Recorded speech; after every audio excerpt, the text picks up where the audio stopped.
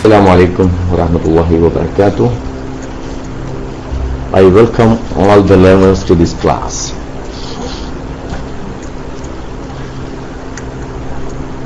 ഇന്ന് മുമ്പത്തെ ക്ലാസ്സുകളിൽ ചില കാര്യങ്ങളെല്ലാം പറഞ്ഞിട്ടുണ്ടായിരുന്നു. ആ കാര്യങ്ങൾ നിങ്ങൾ എത്രമാത്രമാണ് ചെയ്തിട്ടുള്ളത് എന്ന് ഒന്ന് ആത്മപരിശോധന നടത്തുക. ഇന്നലത്തെ ക്ലാസ്സിൽ പറഞ്ഞിരിക്കുന്ന കാര്യങ്ങളായിരുന്നു: ഒന്ന്, ഫിക്സ് പഠിക്കാൻ വേണ്ടി ഒരു സമയം നിശ്ചയിക്കണം എന്ന്. ഒന്ന്, അത് ചെയ്തിട്ടുണ്ടോ എന്ന് നോക്കുക, ഇല്ലെങ്കിൽ അതൊന്ന് നോട്ട് ചെയ്ത് വെക്കുക. അത് വൺ ടൈം ടെക്നിക്കാണ്, ഒരു വട്ടം നിങ്ങൾ ചെയ്യേണ്ടതാണ്. സ്പോക്കൺ ഇംഗ്ലീഷ് പഠിക്കാൻ പ്രധാനമായി രണ്ട് തരത്തിലുള്ള ടെക്നിക്കുകളാണ് പറയുന്നത്. ഒന്ന്, വൺ ടൈം ടെക്നിക്, ഒരു പ്രാവശ്യം മാത്രം ചെയ്താൽ മതി. ടൈം ഫിക്സ് ചെയ്യുന്നു, പക്ഷെ പഠിക്കുക എന്നുള്ളത് വേറെ ഒന്നാണ്. മറ്റൊന്ന്, have an English Malayalam dictionary, ഒരു ഇംഗ്ലീഷ് മലയാളം നിഘണ്ടു ഉണ്ടായിരിക്കണം എന്നാണ് പറഞ്ഞിരിക്കുന്നത്. ഇപ്പൊ തുടങ്ങിയതേ ഉള്ളൂ, മൂന്നാമത്തെ ദിവസത്തെ ക്ലാസ്സാണിത്. ഇനി ക്ലാസ് നഷ്ടപ്പെട്ടു പോയവർ എന്താണ് ചെയ്യേണ്ടത്? അതിനുള്ള മാർഗ്ഗം ഞാൻ പറഞ്ഞുതരാം. ഇതിനു മുമ്പ് ആരാണ് ക്ലാസ്സിൽ ഉണ്ടായിരുന്നത് എന്ന് ചോദിക്കുക, അവരുമായിട്ട് ബന്ധപ്പെടുക. നമ്മൾ ഇംഗ്ലീഷിൽ പറയാറുണ്ട്, where there is a will there is a way. നമുക്ക് ഒരു ലക്ഷ്യമുണ്ട് എങ്കിൽ അതൊരു മാർഗമുണ്ട്, അത് നമ്മൾ മാർഗം കണ്ടെത്തും. മറ്റൊന്ന്, have A Malayalam English dictionary. നമ്മൾ ഡിക്ഷണറി എന്ന് പറയാറുണ്ട്, അത് തെറ്റാണ്, ഡിക്ഷണറി എന്നാണ്. ഡിക്ഷണറി പക്ഷേ യൂട്യൂബിൽ ഇടുന്നെങ്കിൽ വളരെ നല്ലത്. ഡിക്ഷണറി പക്ഷെ ഡിക്ഷണറി എന്ന് NA ഉണ്ടായിരിക്കും, ഏക്ക് ഉച്ചാരണമല്ല. ഡിക്ഷണറി എന്ന് എഴുതും, ഡിക്ഷണറി എന്ന് ആണ് വായിക്കും. പക്ഷെ അതിലേക്കൊന്നും നിങ്ങൾക്ക് പോയിക്കോളൊന്നുമില്ല. ഞാൻ അതിനുള്ള വിഷയം എവിടെയെന്ന് ചോദിച്ചാൽ, ആദ്യം മര്യാദയ്ക്ക് പഠിച്ചാൽ പിന്നെ അത് തിരുത്താൻ നിൽക്കണ്ട. അല്ലെങ്കിൽ പിന്നെ ഈ രണ്ട് എല്ല് പൊട്ടിയാൽ അത് വിലങ്ങത്തിൽ കൂടിയുണ്ടെങ്കിൽ പൊട്ടിച്ച് കെട്ടേണ്ടി വരും. അപ്പൊ ഞാനൊക്കെ തന്നെ എന്റെ ഇംഗ്ലീഷ് ഉച്ചാരണമൊക്കെ പൊട്ടിച്ച് കെട്ടിയതാണ്. കാരണം ആളുകൾ മുതലേ ഉച്ചാരണം ഇങ്ങനെയാണെന്ന് ആരും പഠിപ്പിച്ചൊന്നുമില്ല. പിന്നീടാണ് മനസ്സിലായത് ഉച്ചാരണത്തിൽ ഭീമാബദ്ധം സംഭവിച്ചിരിക്കുന്നുവെന്ന്. അപ്പൊ ആ ഉച്ചാരണത്തിന്റെ പിന്നാലെ ഒന്നും തുടക്കത്തിൽ ആരും കൂടണമെന്നൊന്നുമില്ല, സൗകര്യം പോലെ തോന്നുമ്പോൾ ഉച്ചരിച്ചോളൂ, പ്രശ്നമൊന്നുമില്ല. പക്ഷെ ഇംഗ്ലീഷുകാരായിട്ട് നമ്മൾ സംസാരിക്കുമ്പോൾ, നിലവാരത്തിൽ സംസാരിക്കുമ്പോൾ നമ്മുടെ സംസാരം മറ്റൊരാൾക്ക് മനസ്സിലാവില്ല എന്നൊരു പ്രശ്നം. മര്യാദയ്ക്കുള്ള ഉച്ചാരണം അടക്കം ഇതിൽ പഠിപ്പിക്കും.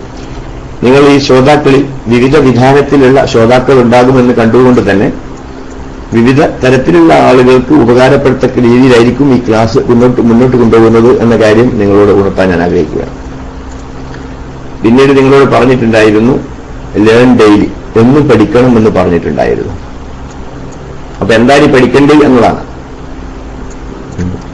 അതൊക്കെയാണ് വരാം. പിന്നെ മറ്റൊന്ന് പറഞ്ഞത് ലിസൺ ഡെയിലി, നിത്യവും ശ്രവിക്കണം എന്നായിരുന്നു പറഞ്ഞത്.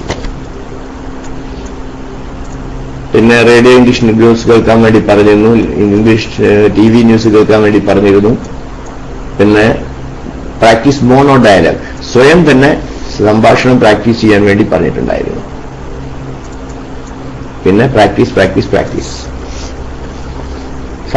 സംസാരിച്ച് എന്നെ പഠിക്കണം. മൂന്നാമത്തെ ക്ലാസ്സാണ് ഇന്ന് നടത്തുന്നത്. എന്തെങ്കിലും ആരോടെങ്കിലും സംസാരിച്ചോ എന്ന് ഞാൻ ചോദിക്കുന്നു.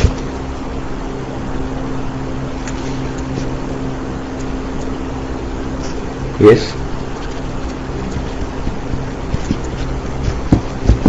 162 ID കാണുന്നുണ്ട്.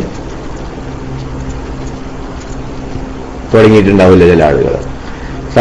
സംസാരിച്ച് തന്നെ പഠിക്കണം, no short cut. Okay, chat ചെയ്യുന്നത് ഇംഗ്ലീഷിലാണ് ഓക്കെ, അത് എഴുതിയിട്ടുള്ള ചാറ്റാണോ അല്ലെ സംസാരത്തിലുള്ള ചാറ്റാണോ?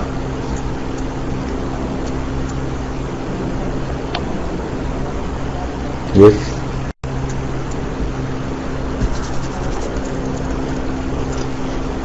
ടൈപ്പിംഗ്. ഓക്കെ, അത് സംസാരം ഡെവലപ്പ് ചെയ്യില്ല, അതിൽ റിട്ടൺ ഡെവലപ്പ് ചെയ്യും. പക്ഷെ റിട്ടൺ ഡെവലപ്പ് ചെയ്യാവുന്നത് സംസാരത്തെ സഹായിക്കും.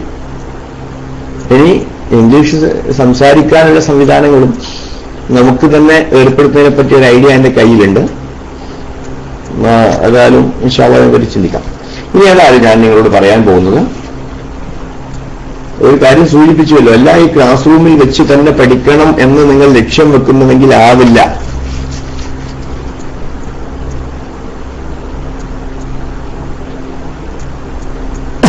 ഈ ക്ലാസ് റൂമിൽ തന്നെ ഞങ്ങൾ മുഴുവൻ പഠിക്കുള്ളൂ. അതുകൊണ്ടാണ് ഞങ്ങൾ 3 വിദ്യാഭ്യാസ ദർശനങ്ങൾ നിങ്ങളോട് പറഞ്ഞിട്ടുണ്ടായിരുന്നു. Behaviourism, personal constructivism and social constructivism. നിങ്ങൾ കാര്യമായിട്ട് ഉപയോഗിക്കേണ്ടത് ഇത് 3 നമുക്ക് ആവശ്യമാണ്. അതിലിപ്പോ ബിഹേവിയറിസാണ് ഇപ്പോൾ നടത്തിക്കൊണ്ടിരിക്കുന്നത്. ക്ലാസ് റൂമിൽ നിങ്ങളെ പഠിപ്പിക്കുകയാണ്, നിങ്ങളപ്പുറത്തും കേട്ടുകൊണ്ടിരിക്കുകയാണ്. പക്ഷെ എന്റെ ശരീരഭാഷ നിങ്ങൾ ഒരിക്കലും കാണുന്നില്ല. ഇത് സോഷ്യൽ കൺസ്ട്രക്റ്റീവിസം എന്ന് പറഞ്ഞാൽ അധ്യാപകൻ നിർദ്ദേശം മാത്രം തരുന്നു, സമൂഹത്തിലുള്ള മറ്റ് സൗകര്യങ്ങൾ ഉപയോഗപ്പെടുത്തിക്കൊണ്ട് നമ്മൾ ഇത് പഠിക്കുന്നു. അതുകൊണ്ട് നിങ്ങൾ സോഷ്യൽ കൺസ്ട്രക്റ്റീവിസം, സാമൂഹ്യ ജ്ഞാന നിർമ്മിതിവാദം നിങ്ങൾക്ക് ഉപയോഗിക്കാൻ തയ്യാറാണ്. സോഷ്യൽ കൺസ്ട്രക്റ്റീവിസം അതായത് സമൂഹത്തെ, ക്ലാസ് റൂമിനപ്പുറം സമൂഹത്തെ നിങ്ങൾ ഉപയോഗപ്പെടുത്തി ഇംഗ്ലീഷ് പഠിക്കാൻ തയ്യാറാവണം എന്നാണ് ഞാൻ പറയുന്നത്. ഈ സോഷ്യൽ കൺസ്ട്രക്റ്റീവിസം എങ്ങനെയൊക്കെ ഉപയോഗപ്പെടുത്താം? നിങ്ങൾ ഇന്നത്തെ ക്ലാസ്സിന് ശേഷം നിങ്ങൾക്ക് സമൂഹത്തെ ഉപയോഗപ്പെടുത്താവുന്ന പല രീതി ഉണ്ടായിരുന്നു. ഞാൻ കുറച്ചും കൂടി പറഞ്ഞതിന് ശേഷം നിങ്ങൾക്ക് അതിലേക്ക് നീങ്ങാവുന്നതാണ്. ഏതായാലും ഈ 3 തത്വം മനസ്സിലാക്കണം. Behaviourism, individual constructivism and social constructivism. 3 വിദ്യാഭ്യാസ ദർശനങ്ങളാണ്. അത് സ്പോക്കൺ ഇംഗ്ലീഷ് പഠിക്കുന്നതിനും നമുക്ക് ഉപയോഗപ്പെടുത്താവുന്നതാണ്. ഇനി ഞാൻ പറയാൻ പോകുന്നത് സ്പോക്കൺ ഇംഗ്ലീഷ് പഠിക്കുന്നതിനുള്ള 6 പൊതുതത്വങ്ങളാണ്. 6 പൊതുതത്വങ്ങളാണ്. ഇതെങ്ങനെ പഠിക്കേണ്ടത് എന്ന് അറിയാത്തത് കൊണ്ടാണ് ആളുകൾക്കൊന്ന് പഠിക്കാതെ. പിന്നെ പഠിക്കാത്തതിന്റെ കാരണം അതൊന്നുമല്ല, പഠിക്കണമെന്ന തീവ്രമായ ലക്ഷ്യമില്ലാത്തത് കൊണ്ടാണ് പഠിക്കാൻ കഴിയാത്തത്. തീവ്രമായ ലക്ഷ്യമുള്ള ആർക്കും ഇത് പഠിക്കാൻ കഴിയും.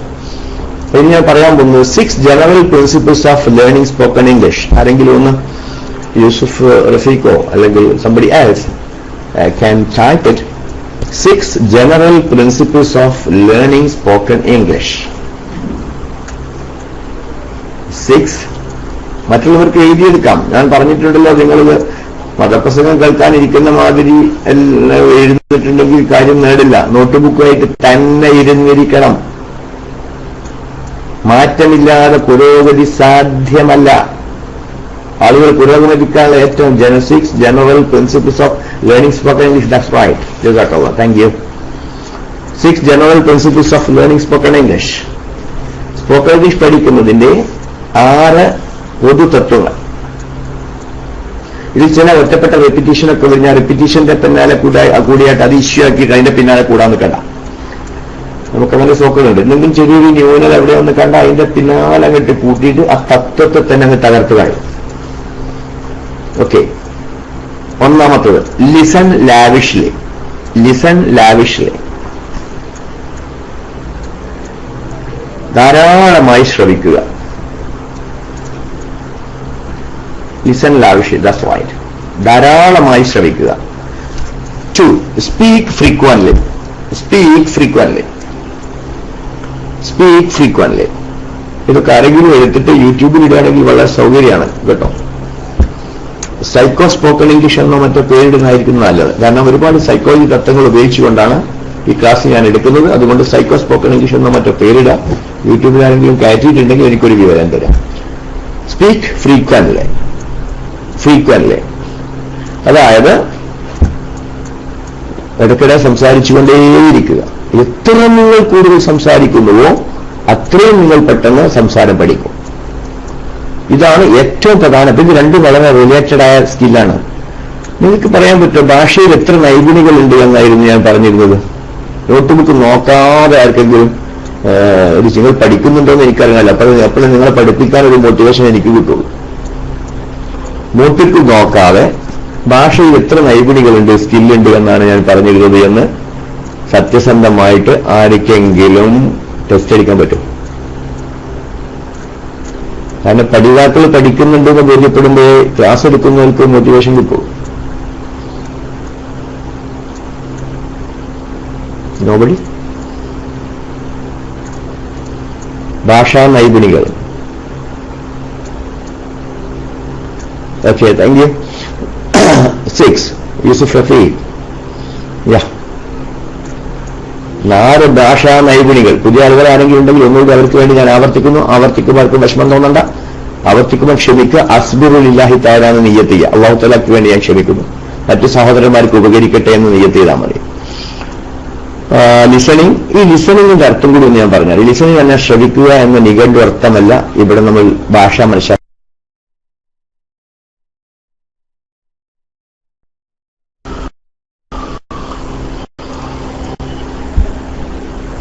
ഓക്കെ, അൽഹംദുലില്ലാഹ്. ഏതായാലും ക്ഷമിക്കാൻ നന്നായി പഠിക്കും. ക്ഷമിക്കാനുള്ളൊരു പ്രാക്ടിക്കൽ ട്രെയിനിങ്ങും കൂടിയാണ്. Okay, 1 second.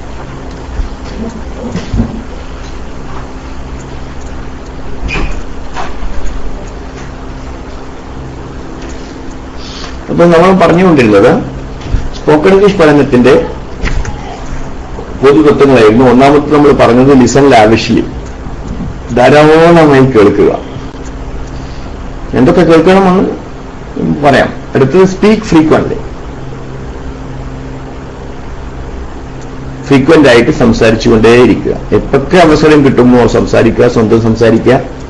മൂന്നാമത്തത് റീഡ് വൈഡ്ലി, ധാരാളമായി വായിക്കുക. Read widely, read widely, read widely, ധാരാളമായി വായിക്കണം. എന്തൊക്കെയാണ് വായിക്കേണ്ടതെന്ന് ഞാൻ പറയാം. അടുത്തത് റൈറ്റ് പ്രൊഫ്യൂസ്ലി, റൈറ്റ് പ്രൊഫ്യൂസ്ലി, ധാരാളമായി എഴുതുക, ധാരാളമായി എഴുതുക. നാലാമത്തെ തത്വം write profusely. I think it is after S there is E. Yeah, you can just check that. That's what.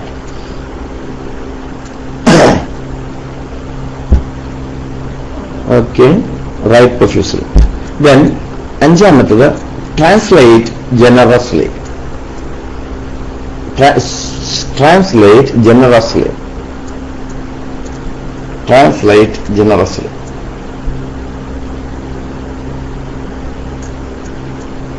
Translate generously. Yes, generously. R-O-U-S. R-O-U-S-L-Y. Generously. Yeah, spoken English spelling അത്ര പ്രശ്നമൊന്നുമല്ല, പക്ഷെ written ഇംഗ്ലീഷിൽ ആണ് spelling പ്രശ്നം. ധാരാളമായി പരിഭാഷപ്പെടുത്തുക. അടുത്തത് interpret constantly.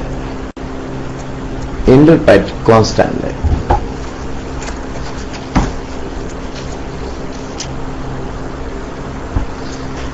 Interpret, I-N-T-E-R-P-R-E-T. Interpret constantly.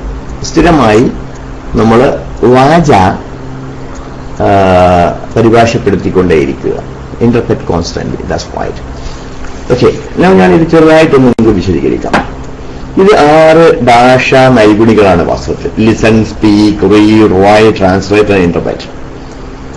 നമ്മൾ എന്തുകൊണ്ട് English സംസാരിക്കാൻ പഠിച്ചില്ല എന്നതിന് ഒന്നാമത്തെ കാരണം ഞാൻ പറഞ്ഞിരുന്നത് ലാക്ക് ഓഫ് കരിക്കുലം ഒബ്ജക്റ്റീവ് ആയിരുന്നു. Lack of curriculum. നമ്മളെ പാഠ്യപദ്ധതിയിൽ സംസാരം പഠിപ്പിക്കണമെന്ന് യാതൊരു ലക്ഷ്യവും ഇല്ലായിരുന്നു എന്നതാണ്. അതാണ് ഇതിന്റെ കാരണം. നമ്മളെ റീഡിങ്ങും റൈറ്റിങ്ങും പഠിപ്പിക്കൽ ലക്ഷ്യം ഉണ്ടായിരുന്നുള്ളൂ, അത് നമ്മൾ പഠിക്കുന്നുണ്ട്. ട്രാൻസ്ലേഷൻ പഠിപ്പിക്കൽ ലക്ഷ്യമില്ല, ഇന്റർപ്രിറ്റേഷൻ പഠിപ്പിക്കൽ ലക്ഷ്യമില്ല. ഇനി ആർക്കെങ്കിലും ഓർമ്മയുടെ ട്രാൻസ്ലേഷനും ഇന്റർപ്രിറ്റേഷൻ തമ്മിലുള്ള വ്യത്യാസം എന്താണെന്ന് ഞാൻ പുതിയ ആളുകളൊക്കെ ഇതിലുണ്ടായിരിക്കാൻ സാധ്യതയുണ്ട്. ഇന്നത്തെ ക്ലാസ്സിൽ ആദ്യമായിട്ട് വരുന്ന ആരെങ്കിലും ഉണ്ടോ ഇതിൽ? ജസ്റ്റ് ഒന്ന് അറിയാൻ വേണ്ടിയിട്ടാണ്. Anybody? After Yusuf Rafeeq? Yes. Rashid? Okay, wait. Okay, അതുകൊണ്ട് കുറഞ്ഞ റിപ്പീറ്റേഷൻ ഞാൻ എടുക്കുകയാണ്. ബാക്കിയുള്ളവർ yes, I am new to this class. That's fine, you are welcome. Fine. Okay, അവർക്ക് വേണ്ടി ഞാൻ പറയുന്നു. പിന്നെ ട്രാൻസ്ലേറ്റ് എന്ന് പറഞ്ഞാൽ രേഖാവിവർത്തനം എന്നാണ് അതിന്റെ പരിഭാഷ. രേഖാവിവർത്തനം. റൈറ്റ്. ഇന്റർപ്രറ്റ് എന്ന് പറഞ്ഞാൽ വാചാവിവർത്തനം. ഇപ്പൊ പ്രസംഗത്തെ പരിഭാഷപ്പെടുത്തുന്നു. ഒരു അറബി ഇവിടെ വന്നു, അറബിയുടെ കൂടെ നടന്നുകൊണ്ട് നിങ്ങൾ ചെയ്യുന്നത് ഇന്റർപ്രിറ്റേഷൻ ആണ്, ട്രാൻസ്ലേഷൻ അല്ല ശരിക്കും. അതാണ് ട്രാൻസ്ലേഷൻ ഇന്റർപ്രിറ്റേഷൻ തമ്മിലുള്ള വ്യത്യാസം. Anyhow, all these language skills are interrelated, and the most important one are the first two: listen and speak. Listen and speak. Yes. ഇതുപോലെ തന്നെ ഹിയറിംഗും ലിസണിങ്ങും തമ്മിലും വ്യത്യാസമുണ്ട്. ആ വാക്ക് നിങ്ങൾക്ക് എഴുതി വെക്കാം. ഹിയറിംഗ് എന്ന് പറഞ്ഞാൽ നമ്മൾ ബോധപൂർവം ചെയ്യുന്നതല്ല. Hearing is an unconscious activity and listening is a conscious activity. കേൾക്കുക എന്നത് ഒരു ബോധപൂർവമല്ലാത്ത പ്രവർത്തനമാണ്. ശ്രവിക്കുക എന്നത് ബോധപൂർവമുള്ള ഒരു പ്രവർത്തനമാണ്. വാസ്തവത്തിൽ ഒരു ചെറിയ കുട്ടി ഭാഷ പഠിക്കുന്നത് ശ്രവിച്ചുകൊണ്ടല്ല, കേട്ടുകൊണ്ടാണ്. ആ ഒരു കുട്ടിക്ക് യാതൊരു ബോധമില്ലത് കേൾക്കണമെന്നില്ല. ഇതാണ് ഈ ഭാഷയുടെ തത്വങ്ങൾ നമ്മൾ പഠിക്കണം എന്ന് പറഞ്ഞിട്ടുള്ളത്. ഞാൻ 8 ചേരുവകൾ പറഞ്ഞിട്ടുണ്ടായിരുന്നു. 4 മനഃശാസ്ത്ര ചേരുവകളും 4 ഭാഷാശാസ്ത്ര ചേരുവകളും. ഇത് പുതിയ ക്ലാസ്സിൽ എഴുതിയാൽ ചുരുങ്ങിയ പോയിന്റിനെങ്കിലും എഴുതി വെക്കാം, എന്നിട്ട് ബാക്കി പങ്കെടുത്ത ആളോട് ചോദിക്കാം. മറ്റൊന്ന്, ഇത് നിങ്ങൾക്ക് ഓരോ ദിവസത്തെ പാഠം hearing is an unconscious. That's right. Thank you ജസാക്കല്ലാഹ്. യൂട്യൂബിൽ ഇരുന്നെങ്കിൽ 1, 2, 3, 4 എന്ന് പറഞ്ഞുകൊണ്ട് ഇടാവുന്നതാണ്. നിങ്ങൾ ആരെങ്കിലും ഡെങ്കനെ ശ്രദ്ധിച്ചിട്ടുണ്ട്, അങ്ങനെ കാണാം. അപ്പോൾ അങ്ങനെ നിങ്ങൾ ഇട്ട ബാക്കിയുള്ള ആളുകൾക്ക് വരെ ഉപകരിക്കും. സൈക്കോസ്പോക്കൺ ഇംഗ്ലീഷ് എന്ന് പേരിട്ടിട്ട് ലെസൺ 1, ലെസൺ 2, ലെസൺ 3 എന്ന് പറഞ്ഞുകൊണ്ട് first day, second day, third day എന്ന് പറഞ്ഞിട്ട് അങ്ങനെ ഏതെങ്കിലും ഒരു രൂപത്തിൽ കൊണ്ടുപോകാവുന്നതാണ്. So that people will get benefit out of that. So ഇതാണ് 6 എണ്ണം. ഇത് ഞാൻ ഏകദേശം ഒന്ന് വിശദീകരിക്കാം നിങ്ങളോട്. ലിസൺ ലാവിഷ്ലി, ധാരാളമായി കേൾക്കുക. ഇനി നമുക്ക് ആരൊക്കെ കേൾക്കാൻ പറ്റും നമ്മൾ വരയ്ക്കാം. നമ്മൾ പരിസരത്ത് നിന്ന് ആരെങ്കിലും സംസാരിക്കുന്നുണ്ടെങ്കിൽ അവരെ നമുക്ക് കേൾക്കാം. BBC കേൾക്കാം. ആദ്യം പറഞ്ഞിട്ടുള്ള കാര്യം തന്നെയാണ്. BBC ഇംഗ്ലീഷ് ന്യൂസ് കേൾക്കാം, റേഡിയോ ഇംഗ്ലീഷ് ന്യൂസ് കേൾക്കാം. ഗൾഫിലാണെങ്കിലും അവിടുത്തെ ഇന്ത്യയിലുള്ള ആളാണെങ്കിൽ AIR കേൾക്കാം. പക്ഷെ AIR കേൾക്കുമ്പോൾ ഒരു കാര്യം ശ്രദ്ധിക്കാനുള്ളത്, അത് ഉച്ചാരണം നന്നാക്കണം എന്നുള്ള അതുകൊണ്ടാണ് പറയുന്നത്. അവിടെ പല റിപ്പോർട്ടർമാർ ഗൗഹട്ടിയിൽ നിന്ന് റിപ്പോർട്ട് ഉണ്ടാവും, ഗുജറാത്തിൽ നിന്ന് റിപ്പോർട്ട് ഉണ്ടാവും. അവരൊന്നും ഉച്ചാരണം തീരെ ശരിയല്ല. ഉച്ചാരണം നിങ്ങൾ പഠിക്കണമെന്നുണ്ടെങ്കിൽ ആൾ ഇന്ത്യ ന്യൂസ് റീഡിംഗ് നടത്തുന്ന ആളുകൾക്ക് ഇതിന് ട്രെയിനിങ് കൊടുത്തിട്ടുണ്ട്, നല്ല ഉച്ചാരണത്തിൽ. അവർക്ക് മാത്രം ശ്രദ്ധിച്ചാൽ മതി. ഓക്കെ, അവിടെ മഗ്രിബാണ്, ഇവിടെ ഇശാ ബാങ്ക് കൊടുത്തുകൊണ്ടിരിക്കുന്നു. Okay,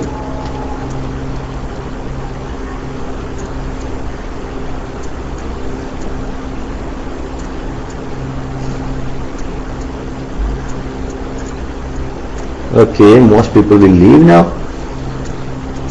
Okay, I was told that the class is up to 8 o'clock. Now what should we do? Can anybody tell me what should I do? Should we stop for some time? Okay, that's fine. One should go to mosque. Yeah, right. If that is the case, yeah, one of the admin should tell me what should I do. You know, if that is the case, if people are going for Maghrib prayer, let me finish my Isha prayer and come back again. And before Rashid Saqafi appears,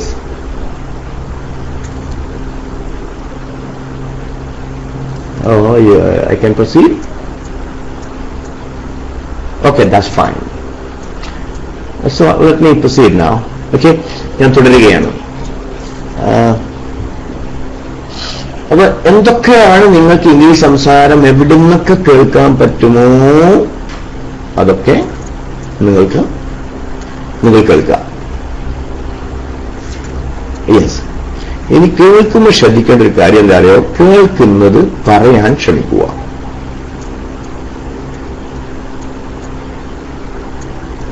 കേൾക്കുന്നത് പറയാൻ ശ്രമിക്കണം. അർത്ഥത്തിന്റെ പിന്നാലെയല്ല നിങ്ങൾ പോവേണ്ടത്, ഉച്ചാരണത്തിന്റെ പിന്നാലെ. ഉച്ചാരണം നന്നാക്കണം എന്നുള്ളൊരു നിങ്ങളുടെ കൂടെ 2 കൂട്ടരുണ്ടാവുമെന്ന് എനിക്കറിയാം. ഉച്ചാരണത്തിനൊന്നും അത്ര താല്പര്യമില്ലാതെ തൽക്കാലം മംഗ്ലീഷ് സംസാരിച്ചാൽ മതി എന്ന് ലക്ഷ്യം വെക്കുന്നവരുണ്ടാവും. വിവിധ വിധാനത്തിലുള്ള ആളുകളുള്ളത് കൊണ്ടാണ് ഞാൻ എല്ലാവരെയും ലക്ഷ്യം കൊണ്ട് ഉച്ചാരണത്തെ പറയുന്നത്. അല്ലെങ്കിൽ ഉച്ചാരണം അത്ര പറയേണ്ട ആവശ്യമില്ല. അപ്പൊ കേൾക്കുക. പിന്നെ സ്പീക്ക് ഫ്രീക്വന്റ്ലി. ഈ സ്പീക്ക് ഫ്രീക്വന്റിൽ ഏറ്റവും ചുരുങ്ങിയത് ഞാൻ ഇന്നലെ പറഞ്ഞിരിക്കുന്നു മോണോ ഡയലോഗ്. നിങ്ങൾക്ക് നിങ്ങളോട് തന്നെ സംസാരിക്കാം. ഒരു ചോദ്യം നിങ്ങൾ തന്നെ ചോദിക്കാം, നിങ്ങൾ തന്നെ മറുപടിയാണ്. നിങ്ങൾ തന്നെ ചോദിക്കാം, നിങ്ങൾ തന്നെ മറുപടിയാണ്. നിങ്ങൾ തന്നെ ചോദിക്കാം, നിങ്ങൾ തന്നെ മറുപടിയാണ്. അല്ലെങ്കിൽ നിങ്ങൾ കാര്യങ്ങൾ വിശദീകരിക്കാം. നിങ്ങൾ സ്വയം ഇംഗ്ലീഷിൽ വിശദീകരിക്കാം. തെറ്റുമോ എന്ന ഭയമേ പാടില്ല. യെസ്, തെറ്റുമോ എന്ന ഭയം നിർത്തിവെച്ചേക്കുക. നിങ്ങൾ ആദ്യമായി സ്പോക്കൺ ഇംഗ്ലീഷ് പഠിക്കുന്നവരുടെ ഇംഗ്ലീഷ് വയസ്സ് എത്രയെന്നാണ് നിങ്ങൾ പറഞ്ഞിരുന്നത് ഓർമ്മണ്ട? ആദ്യമായി സ്പോക്കൺ ഇംഗ്ലീഷ് പഠിക്കുന്നവരുടെ ഇപ്പോഴത്തെ വയസ്സ് 1.5. Okay, that's fine. Mister Abu Dhabi has typed it very correct. Okay, that's fine. Okay, you should remember it. ഇതൊക്കെ തലയിൽ കയറ്റി വെക്കണം. ഒക്കെ ബുക്കിലുണ്ടായാൽ പോരാ. എത്ര നിങ്ങൾ തലയിൽ കയറ്റുമോ അത്രയും നിങ്ങൾക്ക് നേട്ടമുണ്ടാവും. Child ego state, exactly. I think you have attended a TA. Yes. Right. Child ego സ്റ്റേറ്റിലായ ആളുകൾക്ക് മാത്രമേ പഠിക്കാൻ കഴിയുള്ളൂ. കൂട്ടത്തിൽ TA സൈക്കോളജി നമ്മളൊക്കെ പഠിക്കേണ്ടതാണ് കേട്ടോ. അതിൽപ്പെട്ടതാണ് child ego state, adult ego state and parent ego state. TA psychology അത് നിങ്ങൾ യൂട്യൂബിലുണ്ടോ? I have not seen that. At the same time, you can see Google and translation analysis. You can find all these ego state. I'll come to it later. Okay. Now, അപ്പോൾ സംസാരിക്കണ്ടേ? കിട്ടുന്ന അവസരം. ഇപ്പൊ നിങ്ങൾക്ക് ആരോട് സംസാരിക്കാം? നിങ്ങൾ തന്നെ പരസ്പരം ഒരു കമ്പനി ആവാം. ഞാൻ ഇന്നലെ നിങ്ങളോട് പറഞ്ഞു, പിന്നെ ഹാവ് എൻ അസോസിയേറ്റ്, ഒരു പാർട്ട്ണറെ നിങ്ങൾ തിരഞ്ഞെടുക്കാം. ഒരാളെ, എന്നിട്ട് അയാളുമായിട്ട് നിരന്തരമായി സംസാരിക്കാം. ഒഴിവുള്ള സമയത്ത് നിങ്ങൾ ഏതെങ്കിലും ഒരു കോർണർ ഒരുമിച്ച് കൂടുക. സംസാരം തുടങ്ങന്നെ. ഒരു സർക്കിൾ ഉണ്ടാക്കുക. ആ സർക്കിളിൽ ചെറിയ ചെറിയ ക്ലബുകൾ ഉണ്ടാക്കുക. attended Abu Dhabi's 2 days class. Okay, that's fine. Yeah, that's right. Speak with roommates. That's a very good idea. Right. Okay. ഇനി നിങ്ങൾക്ക് ചെയ്യാനുള്ളത് റീഡ് വൈഡ്ലി, ധാരാളമായി വായിക്കുക. അത് നിങ്ങൾ ഏതാ വായിക്കേണ്ടത് അറിയാം, അതാ മനസ്സിലാക്കേണ്ടത്.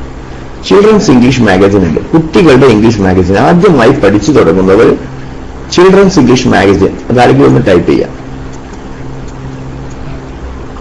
Hindu, I will tell something about that. Hindu ആദ്യം വായിച്ചു തുടങ്ങുന്ന ആളുകൾ ഫസ്റ്റ് പേജ് വായിക്കാനേ പാടില്ല. ടഫ് ഇംഗ്ലീഷ് ആയിരിക്കും, നീണ്ട ഇംഗ്ലീഷും ആയിരിക്കും. ആദ്യമായി ദിനപത്രം വായിച്ചു തുടങ്ങുന്ന ആളുകൾ ലോക്കൽ ന്യൂസുള്ള 3rd പേജോ 4th പേജോ ആണെന്ന് എനിക്ക് തോന്നുന്നത്, അതിലുള്ള ചെറിയ ചെറിയ ന്യൂസ് ആദ്യം വായിക്കാം.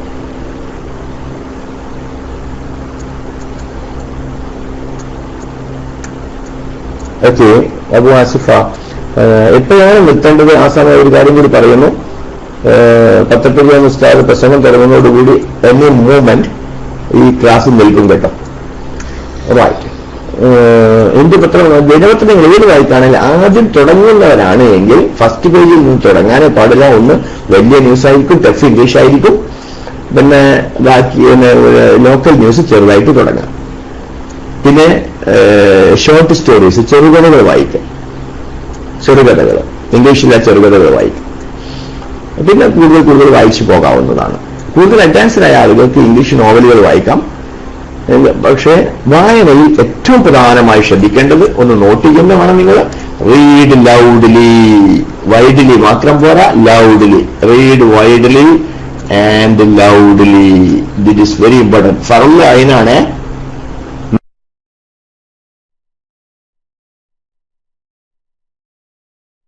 മെല്ലെ വായിച്ചാൽ ഇതാണ് സ്പോക്കൺ ഇംഗ്ലീഷ് പഠനത്തിന്റെ ഗോൾഡൻ കീ എന്ന് പറയുന്നത്. Golden key. ഈ സീക്രട്ട് ഒന്നും ആരും മനസ്സിലാക്കിയിട്ടില്ല. നിങ്ങൾക്കറിയാം, നാളെ മഞ്ചേരിയില് Hikamiya English medium school English വൽക്കരിക്കാൻ വേണ്ടി ടീച്ചേഴ്സിന്റെ 1 day വർക്ക്ഷോപ്പ് നടത്താൻ പോവാണ് നാളെ. 1 full day വർക്ക്ഷോപ്പ്. സബ്ജക്ട് അറിയാം നിങ്ങൾക്ക്? Learning and teaching of spoken English as a second language. കമ്മിറ്റിക്കാരോട് ഞാൻ പറഞ്ഞു, 2 മാസം കൊണ്ട് ഇംഗ്ലീഷ് സ്പീക്കിംഗ് ലെവൽ പൊക്കിയിരിക്കും. So proven. മുജറബാത്ത് എന്ന് പറയാറില്ല. Read loudly. നിങ്ങൾ എപ്പോൾ വായിക്കുന്നുവോ ലൗഡായി വായിക്കണം. എന്തിന്? ഞാൻ പറഞ്ഞുതരാം.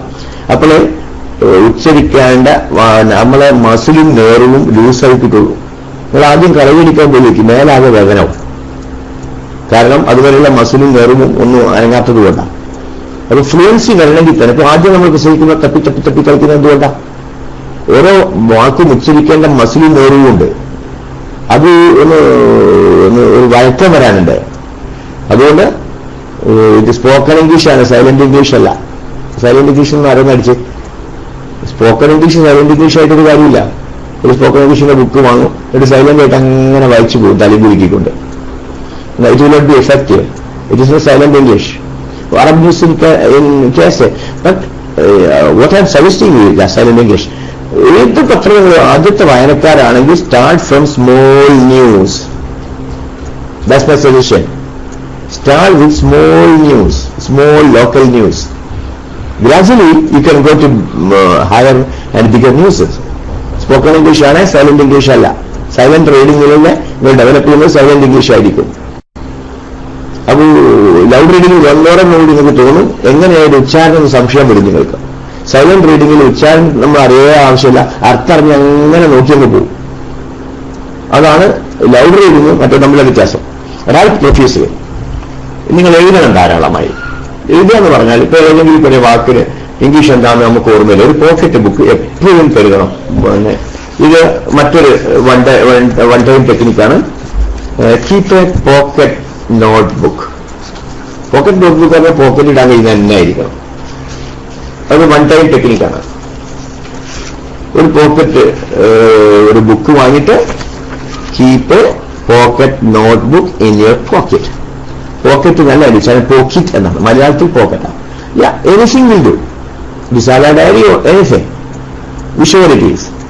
So keep a pocket notebook in your pocket. Pocket നല്ലട്ടോ, പോക്കറ്റ് മലയാളമാണ്, പോക്കറ്റ്. ഓക്കെ. പിന്നെ നിങ്ങൾ എന്താ ചെയ്യേണ്ടത്? പിന്നെ നിങ്ങൾക്ക് അവിടെ ഇവരൊക്കെ ഇങ്ങനെ പോകുന്ന സമയത്ത് ബോർഡും അതും ഒക്കെ കാണും. അവിടെയൊക്കെ പുതിയ പുതിയ വാക്കുകൾ കാണാം. ആ വാക്കുകളൊക്കെ എഴുതിയിരിക്കാം. പിന്നെ ഒരു വാചകം എങ്ങനെ ഇപ്പൊ പറയേണ്ടത് എന്ന് നമുക്ക് തോന്നും, അത് എഴുതി വെക്കാം. പിന്നെ ഒരു ഇംഗ്ലീഷ് വാചകം കണ്ടു, അതൊന്ന് എഴുതി വെച്ചിട്ട് ഇതിന്റെ ഇംഗ്ലീഷ് എന്തായിരിക്കും എന്ന് ആലോചിക്കാം. അതാണ് പറയുന്നത് റൈറ്റ് പ്രൊഫ്യൂസലി. പിന്നെ ട്രാൻസ്ലേറ്റ് ജനറോസ്ലി. മലയാള വാചകങ്ങൾ നമ്മൾ എന്ത് ചെയ്യുക, ഇംഗ്ലീഷിലേക്ക് പരിഭാഷപ്പെടുത്തുക. അപ്പോൾ നമ്മൾ ചിന്തിക്കാൻ തുടങ്ങും. അർത്ഥം അറിയാത്ത വാക്ക് നമ്മൾ നിഘണ്ടു നോക്കേണ്ടി വരും. അതിനാൽ 2 നിഘണ്ടു വേണമെന്ന് ഞാൻ പറഞ്ഞിരിക്കുന്നത്. 2 നിഘണ്ടു വേണമെങ്കിൽ നാട്ടിൽ വരാനൊന്നും കാത്തിരിക്കേണ്ട, അവിടെ തന്നെ കിട്ടുന്നത്. അല്ലെ ഗൾഫിൽ നിന്ന് വരുന്ന എത്ര ആളുകളുണ്ട് ഒന്ന് കൊണ്ടുവരിപ്പിക്കുക. ഇത് അവസാനം വരെ കാത്തിക്കും. എത്ര ദിവസത്തിനുള്ളിലാണ് നിങ്ങൾ വാങ്ങാം. നിഘണ്ടു വാങ്ങാൻ നിങ്ങൾ ലക്ഷ്യം വെക്കുകയാണെങ്കിൽ ഒരു ലക്ഷ്യത്തിനെപ്പോഴും സമയം നിശ്ചയിച്ചിരിക്കണം. ലക്ഷ്യത്തിന് 6 ഷർട്ടുണ്ട്, അതൊന്നും എഴുതിക്കോളൂ. ലക്ഷ്യത്തിന്റെ ഷർത്ത് അതിന് പറയുന്നത് സ്മാർട്ട് എന്നാണ്. Somebody can type it please. SMART.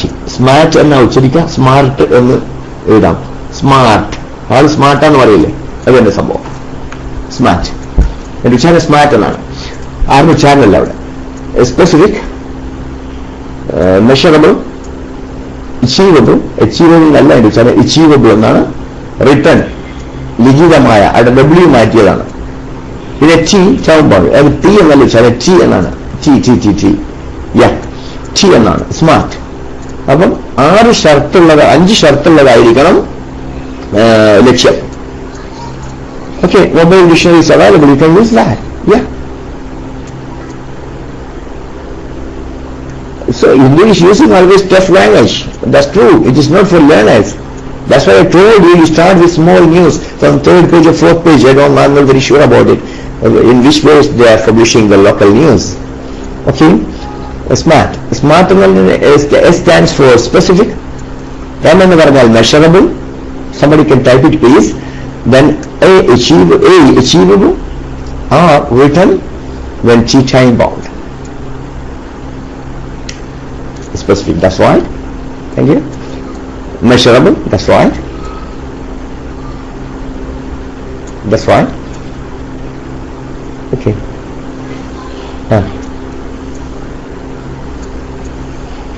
Okay, but we have written that. അതുകൊണ്ട് ഞാൻ അവസാനിപ്പിക്കുകയാണ്. പിന്നെ അച്ചീവബിൾ ഇൻഷാ അല്ലാഹ് ഈ ക്ലാസ് ഇവിടെ നിർത്തുകയാണ്. ഇനി ഇന്റർപ്രിട്ടേഷൻ ആണുള്ളത്. അത് നിങ്ങൾ അടുത്ത ക്ലാസ് കൊടുക്കുമ്പോൾ ഞാൻ മറന്നു പോകണമെങ്കിൽ നിങ്ങൾ എന്നോട് പറയാം. ഇൻഷാ അല്ലാഹ് 10 പേജ് ക്ലാസ് തുടങ്ങാനായിട്ടുണ്ട്. I want, if Mr. Nasir is on the desk, please peer me. Okay, thank you very much. I wish you all the best. Thank you very much. Thank you for listening to my class. وآخر دعوانا الحمد لله رب العالمين. Assalamu alaikum. I am releasing the mic. Good night.